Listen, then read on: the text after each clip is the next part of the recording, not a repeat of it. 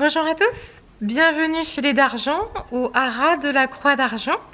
Merci beaucoup de votre gentillesse et de votre bon accueil à l'occasion de la publication de notre toute première vidéo la semaine prochaine. Si ça n'est pas encore le cas, si vous n'êtes pas encore abonné à notre chaîne YouTube, eh bien je vous invite à le faire.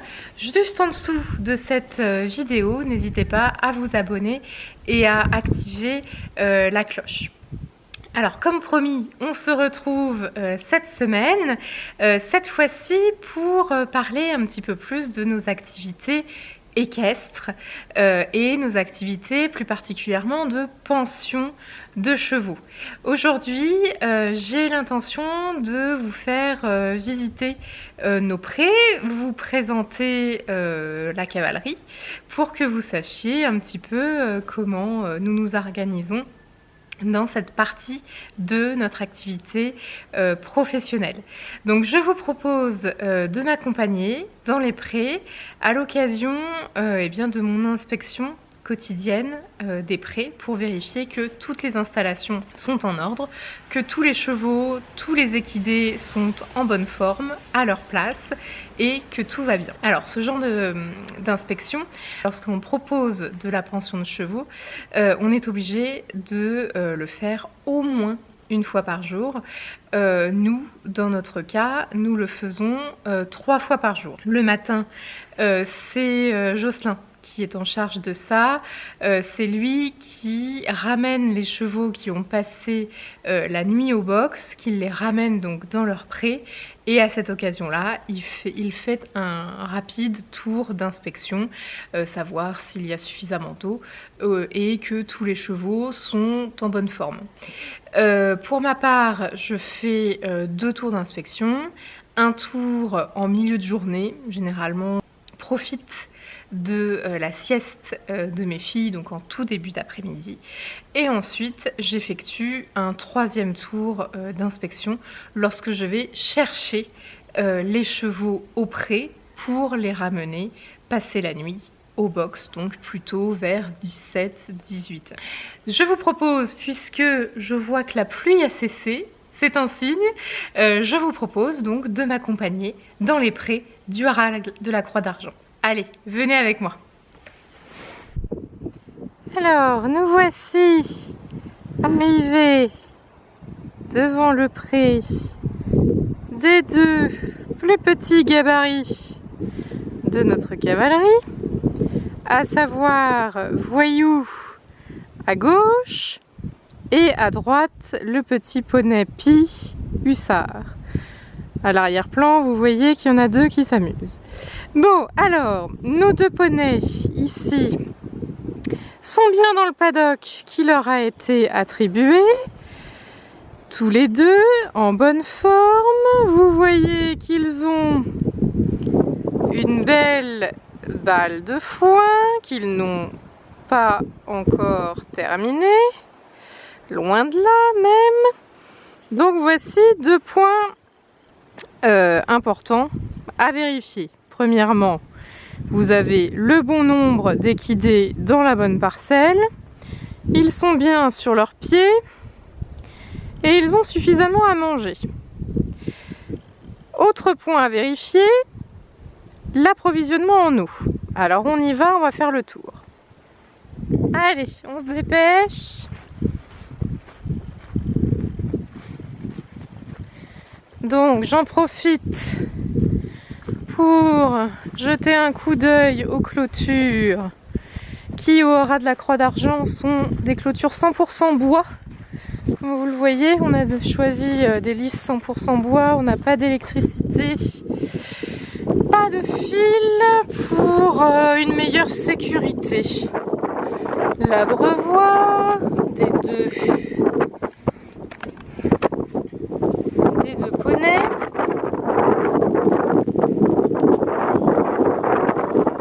Ce sont des abreuvoirs automatiques. Donc vous voyez qu'il y a de l'eau et l'eau coule à la demande. Donc tout va bien. Et lorsque je me retourne, je trouve nos deux mémères, donc Lady Marmelade, ici la baie, qui est avec sa copine un peu plus loin, l'Alzane, qui s'appelle Dogaressa. Voilà. Donc ces deux juments sont dans un paddock individuel, donc. Oui, ma mère. Alors, qu'est-ce que t'en dis? C'est la première fois que tu passes à la télé? Non, je pense pas. Parce que ces deux-là ont couru. Donc à mon avis, elles sont passées au moins sur les chaînes spécialisées dans les courses hippiques. Et oui, mademoiselle, vous êtes connue. Dites bonjour au monde de l'internet. Bon, donc on voit bien, les deux vont bien. Derrière Lady, on a encore du foin. Et on a même encore pas mal d'herbe dans le paddock qui leur est attribué. Donc tout va bien. Et j'ouvre la clôture. Même rituel avec l'abreuvoir automatique que vous voyez ici. Bon, il y a de l'eau dedans. Et lorsque j'actionne, ça fonctionne. Donc, tout va bien. Les clôtures, toujours en bon état. A priori, je me fais pas de soucis.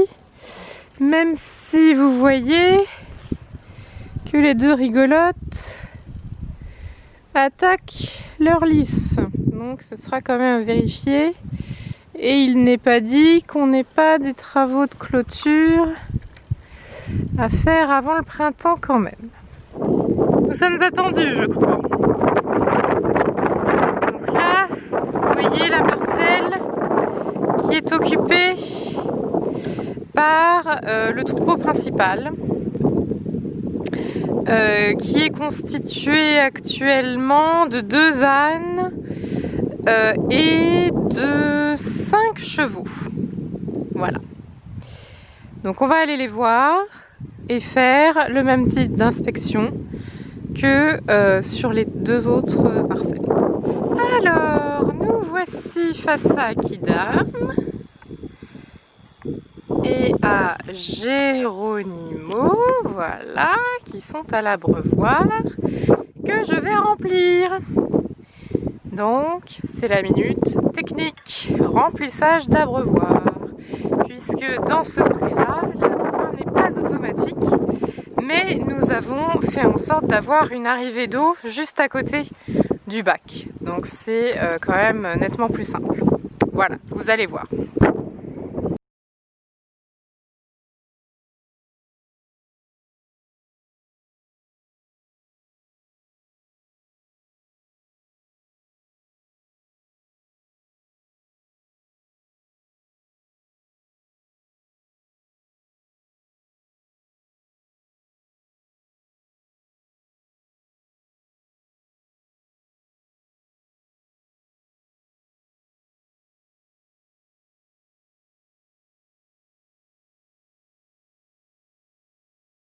Et voilà, c'est parti pour une dizaine de minutes de remplissage. Donc je vais laisser l'abreuvoir se remplir tranquillement tout seul. Et je vais continuer mon tour d'inspection pour voir si les camarades de ces deux bestiaux-là sont dans un aussi bon état. Et bien voilà, c'est lui qui est venu nous voir. Voici Anatole, petit âne du Cotentin avec sa croix sur le dos. C'est le petit âne dans la crèche qui a porté la Vierge. Et oui, et c'est un monsieur câlin. Et voici Volcan ici. Volcan qui, comme Geronimo juste derrière lui, est un trotteur français. Voilà. Volcan, tu nous fais la grâce de lever la tête? Non. Rien à faire. C'est l'heure de déjeuner. Alors, je m'approche de Saganeïev. Saganeïev qui, lui, est un pur sang anglais de 22 ans. Volcan a 12 ans et Geronimo 5 ans. Voilà, pour vous donner un comparatif. 22 ans, c'est plutôt un bel âge déjà pour un cheval. Généralement, on dit qu'un cheval vit jusqu'à une trentaine d'années, selon bien évidemment son activité physique, son alimentation, les soins qui lui sont procurés. Donc 22 ans, c'est plutôt un bel âge. Et donc, il fait partie de nos chevaux retraités. Donc il n'est plus monté, il est là pour prendre du bon temps, pour brouter et eh bien éduquer un petit peu les jeunes chevaux du troupeau. Saganeïev, tu nous dis bonjour? Rien à faire non plus, c'est l'heure du déjeuner. Voilà, bon, alors je continue le petit tour. Nous avons un cheval là-bas, nous irons le voir plus tard. Car j'ai vu que nous étions observés par un petit âne. Un petit âne qui s'appelle Mario. Ah bah voilà, Saganeïev a été pillé au vif. Un petit âne Mario. Saganeïev, ne mange pas ma veste s'il te plaît. Si vous le voyez, il est juste derrière moi, il est en train de me boulotter l'épaule. Mario, quant à lui, est un âne normand. Vous voyez, il est beaucoup plus sombre, sa robe est beaucoup plus sombre que celle d'Anatole. Il est aussi très timide. Ah, Saganeïev, ne mange pas mon appareil s'il te plaît. Attendez, je vais essayer de capturer ce moment. Oui, oui, oui, pépère, oui, voilà. Oui, oui. Si vous pouviez respecter le matériel, ça serait pas mal. Je suis poursuivie. Vous êtes une activité, hein, une attraction. Ça va, Saga? Ouais. Il a toujours été très curieux, ce cheval. Ouais. Mario ne me mange pas non plus. Espèce de cannibale. Ouais. Ah bah voilà. Eh ben j'attire la curiosité. Chut. Anatole qui suit. Ah ben voilà, ça y est. Ça y est, voici le troupeau qui se dit mais qu'est-ce que c'est que cet animal à deux pattes qui en plus parle toute seule à son appareil photo. Bon, je crois que c'est l'heure des papouilles. Je vous laisse et on revient pour voir le dernier cheval. Bon, séance papouille terminée avec ces quatre-là. Vous avez de la chance parce que Mario est, comme je vous l'ai dit, très timide. On le saura la prochaine fois qu'on veut lui mettre la main dessus. J'arriverai avec mon appareil photo. Ça a l'air de beaucoup l'intéresser. Oui, Anatole, oui, oui, je sais. Donc là, c'est bien. Comme vous avez les deux ânes côte à côte devant vous, vous voyez bien la différence de couleur. La différence aussi de la croix que porte Anatole sur son dos. Donc les petits ânes gris clair comme ça avec une croix sur le dos, ce sont des ânes du Cotentin.